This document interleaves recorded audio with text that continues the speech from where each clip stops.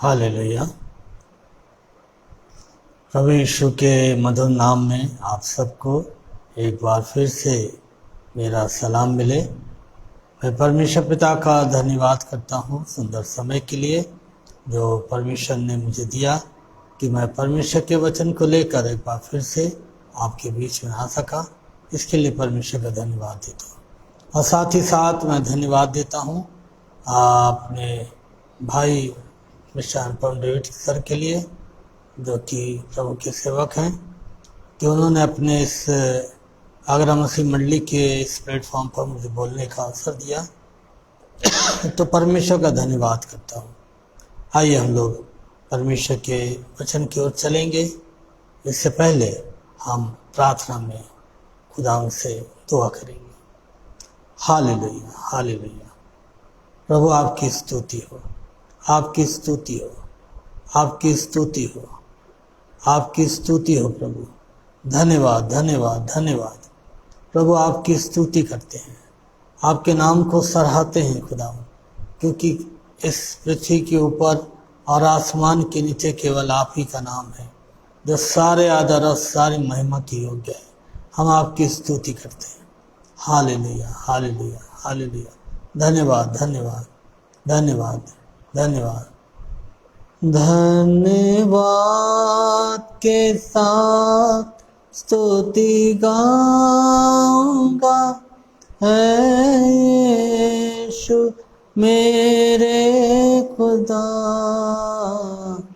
धन्यवाद के साथ स्तुति गाऊंगा है यीशु मेरे खुदा। हालेलुया। धन्यवाद धन्यवाद धन्यवाद प्रभु। आपकी स्तुति हो, आपकी स्तुति हो, आपकी बड़ाई हो। पिता परमेश्वर, हम आपको धन्यवाद देते हैं जीवन और जीवन के हर एक आशीषों के लिए।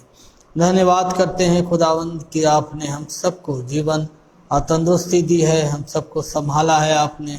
हम आपकी स्तुति करते हैं पिता। इस समय धन्यवाद देते हैं सुंदर समय के लिए जो आपने हमें दिया है कि प्रभु हम आपके वचन को प्रभु प्रचार करें। खुदावंदा, हम दुआ करते हैं कि तेरा पाक रूह हमारी अगुवाई करने पाए, हमारे सुनने वालों के साथ हो, उनकी अगुवाई होने पाए और सारी बातें मिलकर प्रभु आपकी महिमा का कारण बनने पाए। हम सारे नेटवर्क को, अपने आप को और जो लोग इसमें शामिल होंगे उनको तेरे हाथों में सौंपते हैं। और पवित्र आत्मा, हम तेरा नियंत्रण चाहते हैं, तेरी अगुवाई चाहते हैं।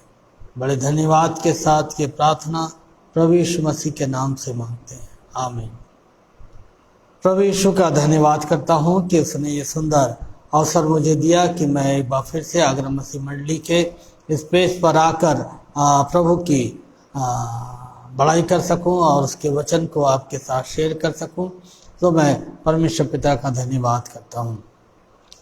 आइए हमारे साथ आरंभ में भजन संहिता 105 निकालेंगे और जहाँ पर इस तरह से लिखा हुआ है कि यहोवा का धन्यवाद करो, उससे प्रार्थना करो, देश देश के लोगों में उसके कामों का प्रचार करो, उसके लिए गीत गाओ, उसके लिए भजन गाओ, उसके सब आश्चर्य कर्मों पर ध्यान करो, उसके पवित्र नाम की बड़ाई करो। यहोवा के खोजियों का हृदय आनंदित हो, यहोवा और उसकी सामर्थ्य को खोजो, उसके दर्शन के लगातार खोजी बने रहो। ये परमेश्वर का जीवित वचन है, इसके पढ़े और सुने जाने पर इसकी आशीष हो। आज का जो वचन है, इस संसार में जब हम अपने जीवन को व्यतीत करते हैं तो बहुत बार हमारे जीवन में ऐसे कष्ट, ऐसी परेशानियां आती हैं जिनमें से निकलना हमारे लिए और आपके लिए बहुत कठिन होता है। लेकिन परमेश्वर के वचन में जब हम पढ़ते हैं कि हम किस तरह से अपनी कठिनाइयों से, अपनी परेशानियों से और ऐसी बातों से जो पहाड़ की मानिंद हमारे सामने खड़ी हो जाती हैं, हम कैसे उनमें से निकल सकते हैं। तो परमेश्वर के वचन से आज हम कुछ एक बातों को आज हम देखेंगे कि हम किस तरह से उन कठिनाइयों से निकल सकते हैं और कैसे परमेश्वर के जो लोग थे, जब उनके जीवन में जब कठिनाइयाँ आई तो वो किस तरह से उन कठिनाइयों से बाहर आए। आज हम इन्हीं बातों के ऊपर विचार करेंगे और देखेंगे। यहोशू की किताब उसका 6वां अध्याय हमें बताता है कि जब परमेश्वर इस्राएलियों को गुलामी से निकाल कर ला रहे थे तो उनके जीवन में बहुत सारी समस्याएं, बहुत सारी परेशानियां उनके जीवन में आईं। और एक बार जब यहोशू के नेतृत्व में, अगुवाई में, जब यहोशू मूसा की मृत्यु के उपरांत जब इस्राएलियों को प्रतिज्ञा के देश में ले जा रहा था तो यरीहो की दीवार के बारे में हम बाइबल में पढ़ते हैं, जो उनका मार्ग रोके हुए वहाँ पर खड़ी हुई थी।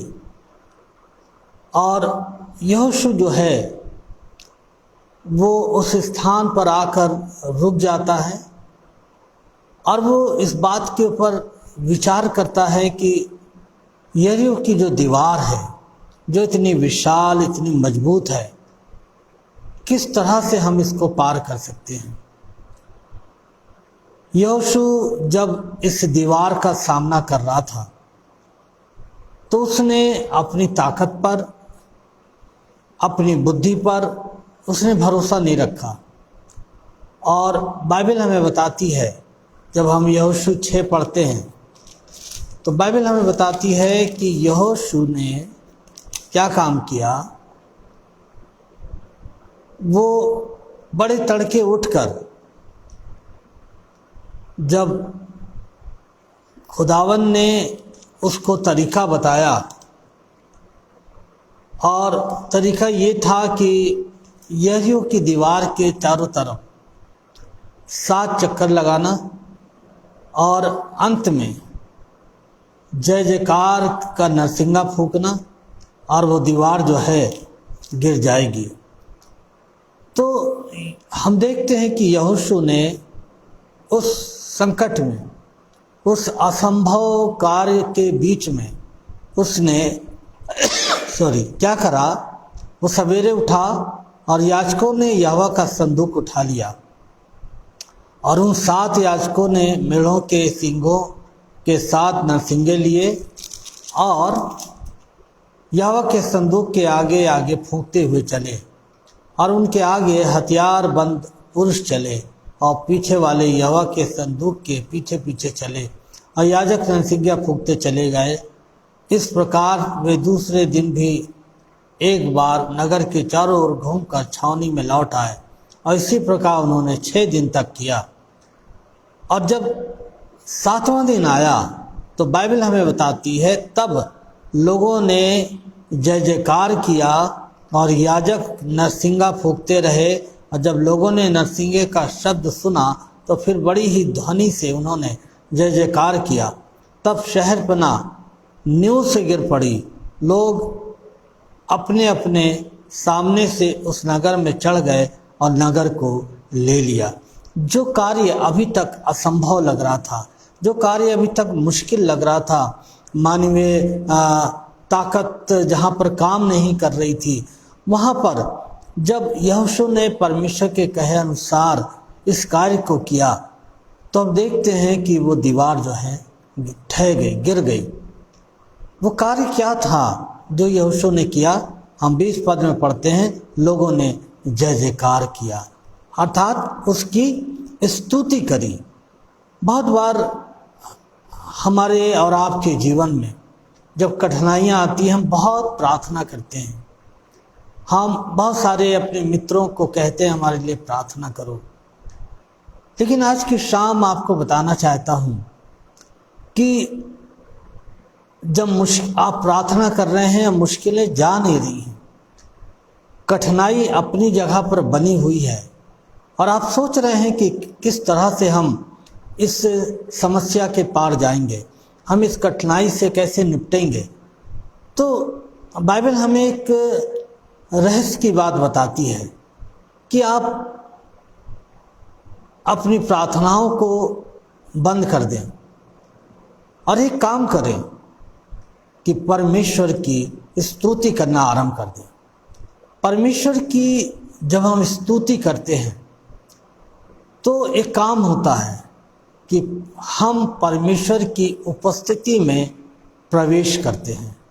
जब हम उसकी स्तुति करते हैं तब परमेश्वर की जो सामर्थ्य है शक्ति के साथ हमारी परिस्थितियों को, हमारे हालातों में वो प्रवेश करती है और हमारे हालातों को वो बदल डालती है। यह है स्तुति की सामर्थ्य। जब हम उसकी स्तुति करते हैं, बहुत बार जो काम प्रार्थना से नहीं हो पाता है वो स्तुति के द्वारा संभव होने पाता है। जीवन में हम बहुत सारा संघर्ष करते हैं और बहुत बार हम प्रार्थना करते रहते हैं लेकिन समस्या दूर नहीं होती है। बाइबल हमें यहाँ पर सिखाती है कि हम ऐसी परिस्थिति में शांत हो जाएं और एकांत में परमेश्वर की निकटता में जाएं और केवल हम उसकी स्तुति करें, हम उसकी प्रशंसा करें और जो हालात हैं, जो मुश्किलात हैं, जो समस्याएं हैं, हम उनका भी वर्णन ना करें, हम केवल स्तुति करें और आप पाएंगे कि आपके स्तुति और आराधना करने के द्वारा परमेश्वर की जो सामर्थ्य है वो आपकी परिस्थितियों और हालातों में प्रवेश करना आरंभ कर देती है और आपके हालातों को वो क्या करती है, एकदम से बदल देती है। मैं आपको अपना एक अनुभव बताना चाहता हूँ। मेरी पत्नी के देहांत के बाद मुझे काफ़ी डिप्रेशन रहा और मैंने बहुत स्वयं प्रार्थना करी, बहुत सारे अच्छे प्रभु के लोगों से प्रार्थना करवाई अपने लिए, लेकिन मेरी जो समस्या थी वो वहीं पर खड़ी रही और मैं चंगा नहीं हो सका। मेरा जो डिप्रेशन था, मेरी जो निराशा थी वो वैसी ही बनी रही। और एक दिन पवित्र आत्मा ने मेरे हृदय में डाला कि मैं एकांत में जाकर प्रभु के चरणों में जाऊं और उससे कुछ भी ना बोलूं, केवल उसकी स्तुति करूं। और मैं आपको सच बताता हूं, मैं अपने प्रार्थना के रूम में गया और मैं केवल स्तुति करने लगा परमेश्वर की, और मुझे उसकी स्तुति करते हुए 1-1.5 घंटा हो गया, लेकिन उसकी उपस्थिति में मुझे समय का पता नहीं रहा। और मैंने पाया कि मेरी जो समस्या अभी तक प्रार्थना के द्वारा पूरी नहीं हो रही थी, हमें छुटकारा नहीं मिल रहा था, वो काम प्रभु की उपस्थिति में जाकर उसकी आराधना और उसकी केवल स्तुति करने के द्वारा उस दिन यकाएक मेरा जो डिप्रेशन था वो चला गया।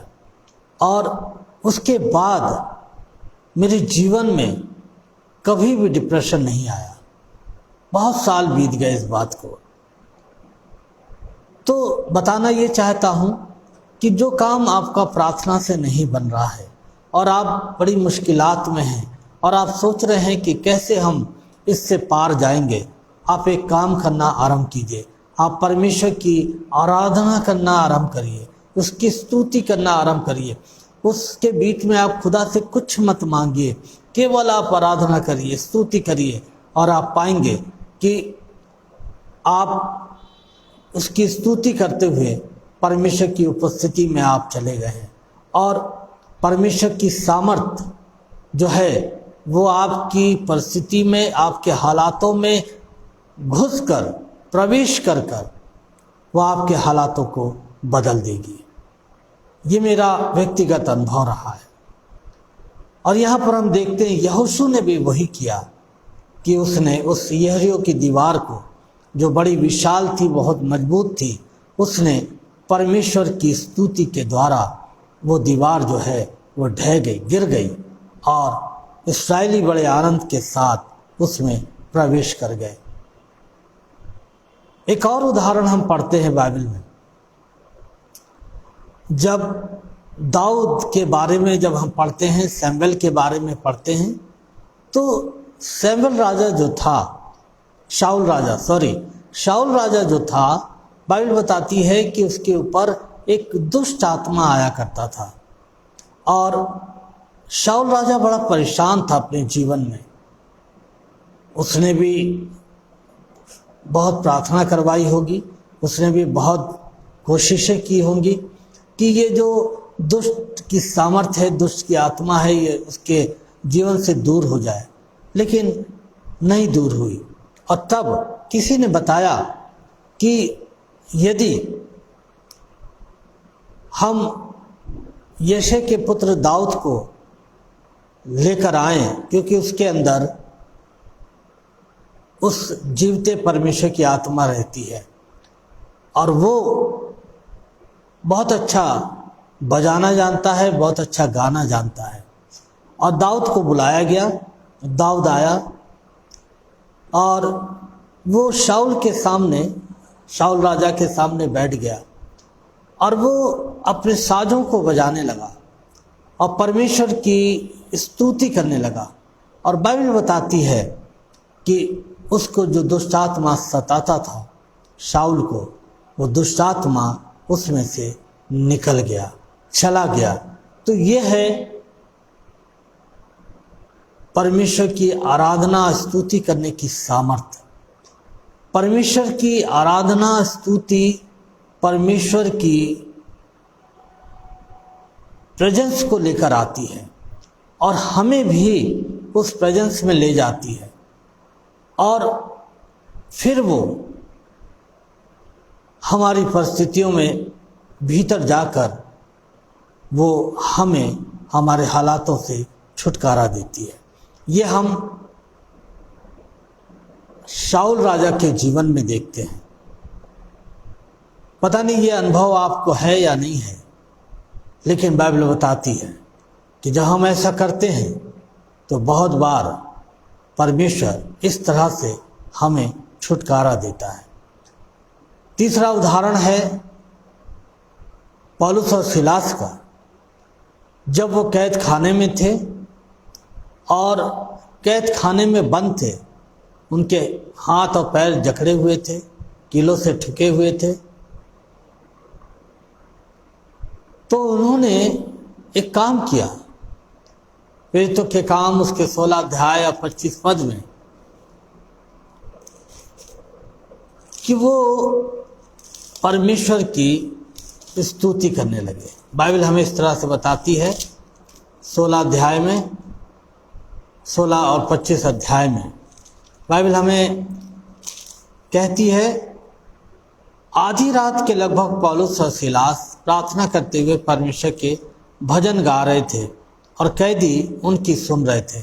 इतने में एकाएक बड़ा भूकंप आया और यहाँ तक कि बंदीगृह की नींवें हिल गईं और तुरंत सब द्वार खुल गए और सबके बंधन खुल पड़े।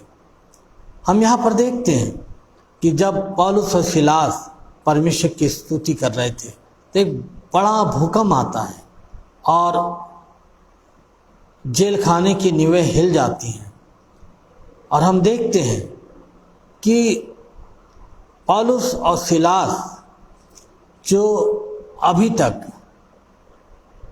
बंधन में थे, उनके बंधन खुल जाते हैं और वहाँ का दरोगा बड़ा घबरा जाता है और वो आता है और दिया मंगवाकर कांपता हुआ पौलुस और सिलास के आगे गिर पड़ता है और उन्हें बाहर लाकर कहता है, सज्जनों, उद्धार पाने के लिए मैं क्या करूं। मतलब परमेश्वर की जब हम स्तुति करते हैं तो परमेश्वर की स्तुति करते समय परमेश्वर की प्रेजेंस हमें घेर लेती है और वो प्रेजेंस जिसमें परमेश्वर की सामर्थ छिपी हुई होती है वह हमारे हालातों में, हमारी परिस्थितियों में प्रवेश करती है और हमें उन हालातों से वो छुड़ा देती है। तो यहाँ पर कहना ये चाहता हूँ कि जो काम शायद आप बहुत बार प्रार्थना के द्वारा नहीं कर पा रहे हैं, आप बहुत सारे प्रभु के दासों से प्रार्थना करवा रहे हैं, लेकिन अभी तक आपका छुटकारा नहीं हुआ है। आप एक काम करिए कि आप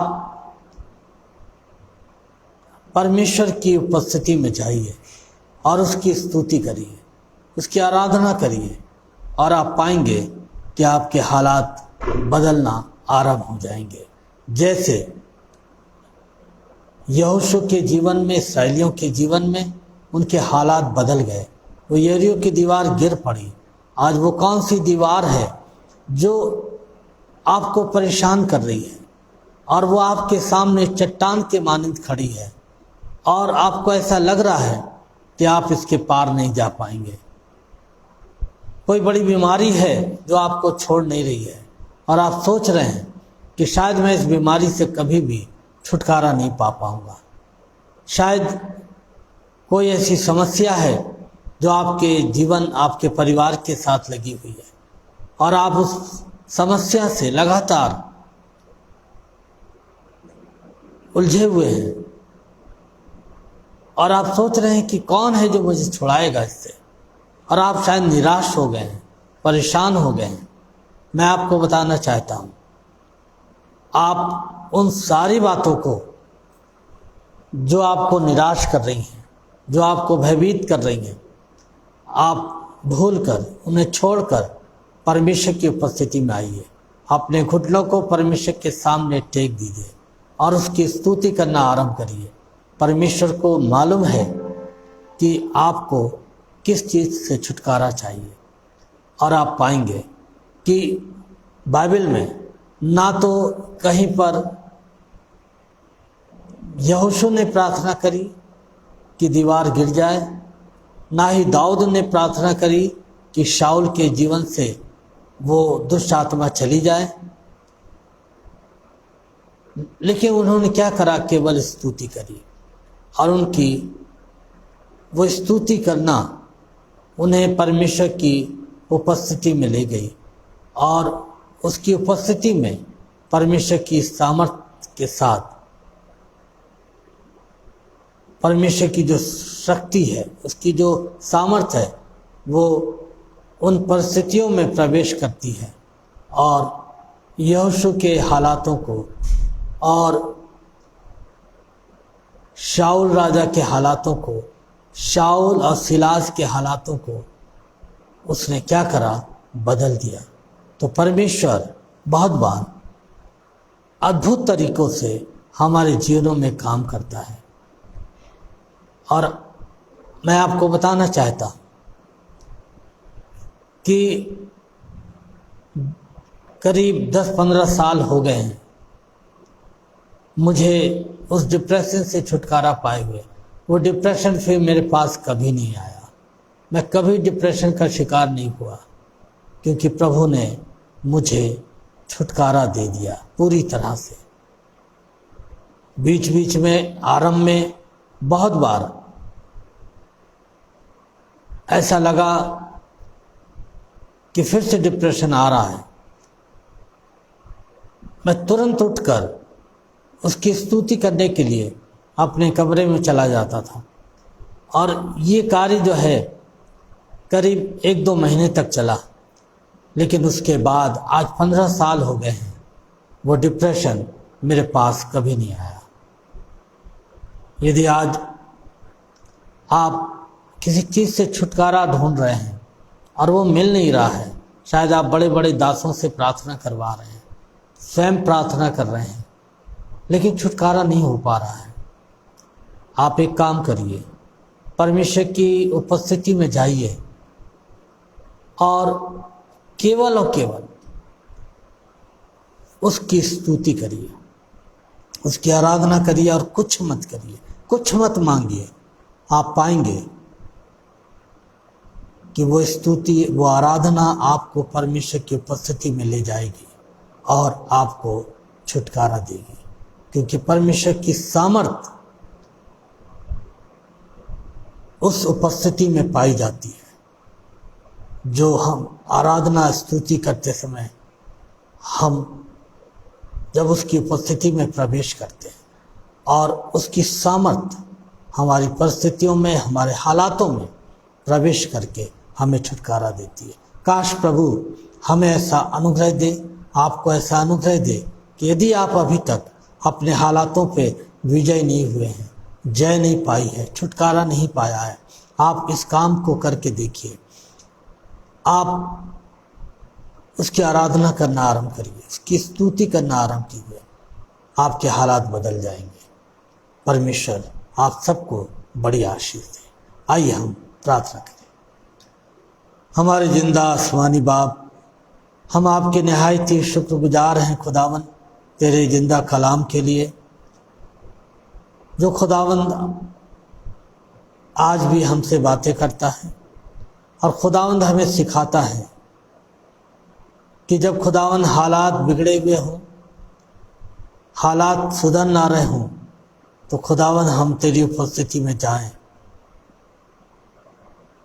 और खुदावंद तो वो खुदावंद है जो अपनी सामर्थ्य के द्वारा हमारे हालातों को बदल देता है।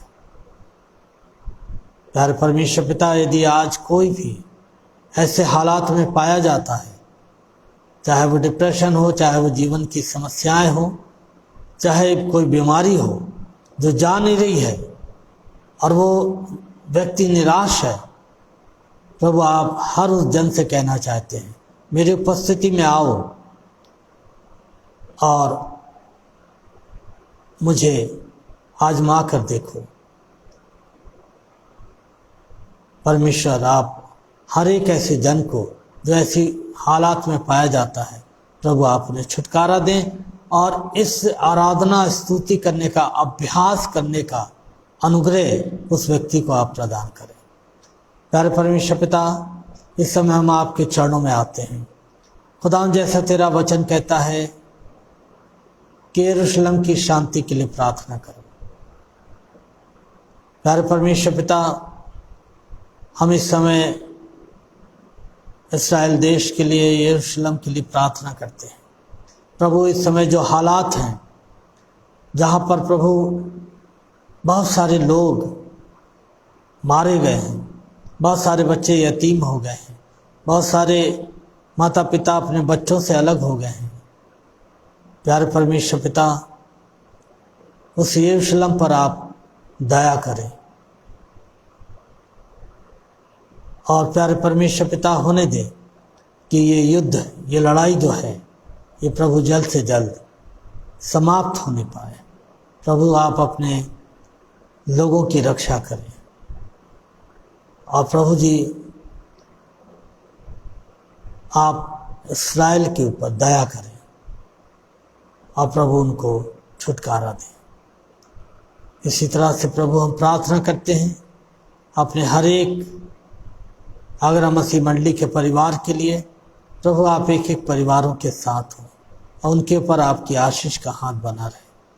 हमारे भाई अनुपम डेविड सर, बहन शबनम, जो प्रभु आपके दास और दासी हैं, प्रभु इनके ऊपर, इनके परिवार के ऊपर आपकी आशीष बनी रहे।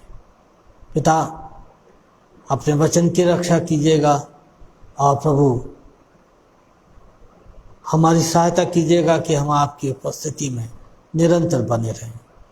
बड़े धन्यवाद और विश्वास के साथ हम ये प्रार्थना अपने उद्धारकर्ता प्रभु यीशु मसीह के नाम से मांगते हैं, आमीन।